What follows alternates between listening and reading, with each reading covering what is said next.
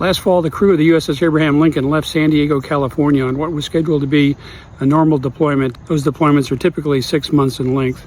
I've been disappointed to see the reaction from some of my fellow veterans and some, frankly, armchair keyboard warriors who don't understand what it's like to go to sea for a long period of time, especially in the case of the Lincoln involved in combat operations. As we all know from the news reports, the Lincoln has been extended repeatedly, and there have been challenges that the crew has had to undergo, both in terms of resources available due to the logistics problems as a consequence of the Iran war and attacks on U.S. bases in the Middle East, and also just the nature of being at sea for that long, not knowing when you're coming back. My name is Patrick Ryan. I'm a retired Navy Lieutenant Commander. I served 26 years, 10 as an enlisted submariner, and then as a surface warfare officer and an intelligence officer.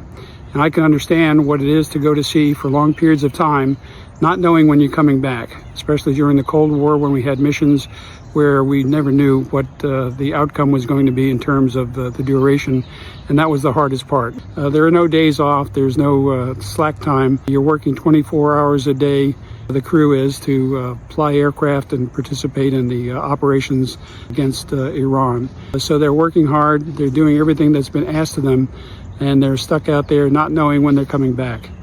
They've been relieved by the George Washington, so their situation is over. But we still need to realize what's going on in terms of the criticisms that were given for many of the Abraham Lincoln crew members. To hear someone say that they haven't served long enough out there is really disappointing, especially from leaders who should know better and should be more responsible in taking care of their crews.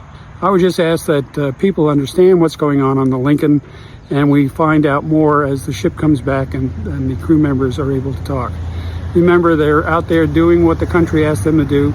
I'm a full believer in that ships belong at sea and sailors belong on ships, but the Lincoln deployment is certainly the exception of the rule in terms of what's reasonable to expect of a crew, and we're glad to see that they're coming home.